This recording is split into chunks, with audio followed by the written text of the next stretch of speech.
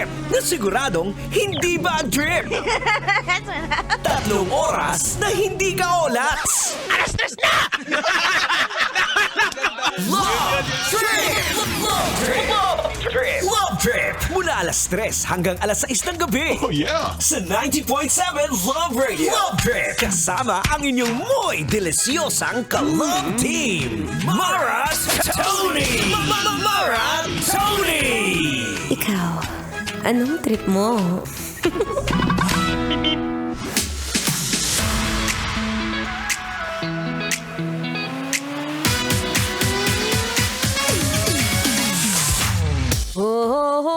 Ba't hindi ko maipaliwanag kung ba't marahil ikaw ang laging hinahanap.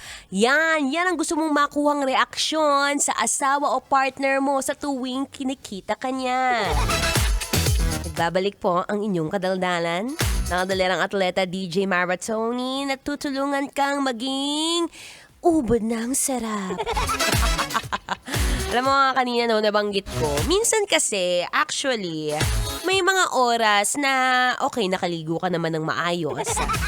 O pag tumingin ka sa salamin, okay naman, nakapagpulbos ka naman, nakapag-ahit ka naman. Pero bakit ganun? Parang may factor pa rin yung pananamit mo.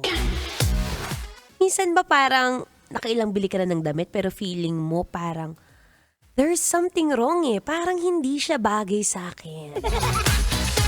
Well, kung may mga ganyang kang katanungan na saktong-sakto dahil may bibigay akong tips sa'yo.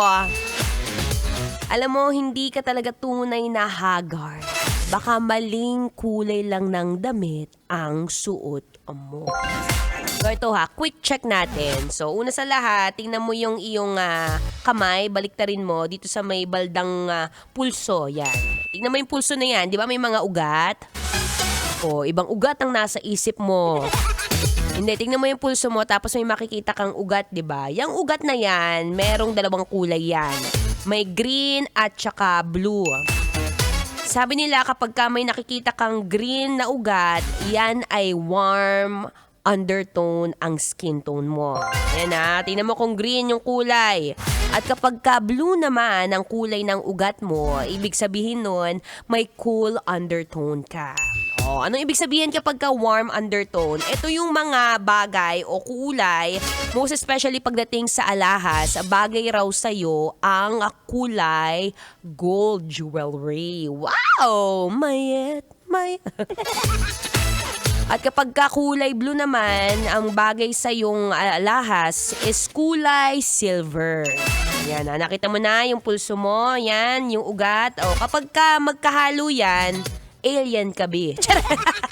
Hindi, kapag ka makagkahalo raw yan, ang ibig sabihin yan, neutral undertone ka. So, minsan kapag ka namimili ka ng damit, tingnan mo muna yung ugat mo. So, kapag ka warm undertone, most especially kapag ka mahilig ka sa mga summer colors yan, bagay na bagay sa'yo yung mga orange, red, o kaya naman yellow.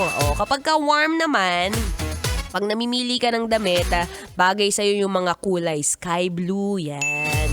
O kaya naman purple, at saka lavender. Magkaiba ba yun? Purple at lavender, at saka violet. Ewan ko ba sa magkakamag-anak yun? Diba? Yan ang mga pipiliin mong kulay ng damit. Kasi minsan, alam mo, ang lakas lang din ng dating kapag ka, alam mo yung tamang kulay ng damit mo. Diba? Kahit mumurahin yan, kahit binili mo sa bangketa yan, basta alam mo na yung suot mo is bagay sa pagbumukha mo. Diba? Ako kasi nakailang bili na ako ng damit. Sabi ko, bakit ganon? There is something wrong with my clothes that is not fitting in my face. So, na-realize ko, nung tumitingin ako sa pulso ko, kulay blue siya. So, ibig sabihin pala, bagay sa akin yung mga damit na malamig sa mata. Diba? Sabi ko sa'yo, makikinig ka lang, nakakuha ka pa ng tip, diba? Siya mamaya, mag-share pa ako ng mga ibang ways para naman yung OOTD mo, talaga namang pwedeng mong ma-flex sa story. At tinan mo, sabi ko sa'yo, marami ka makukuhang reaction na heart. Minsan sa tamang pagtitimplayan lang ng kulay ng damit Hindi ka naman talaga tulay na tsaka, medyo nagkakataon lang na mali ang timpla ng kulay ng damit mo. Ano? Siya mamaya ako yung magbabalik at di kay maghanda-handa na ng mga kapirahan. Para makabili ng mga bagong kadamitan. At ako'y magbabalik maya-malama. Siya, ito na nga. Saktong-sakto. Golden! Dito pa rin sa 90.7 Love Radio. Kailangan ba bang i-memorize yan? Basic.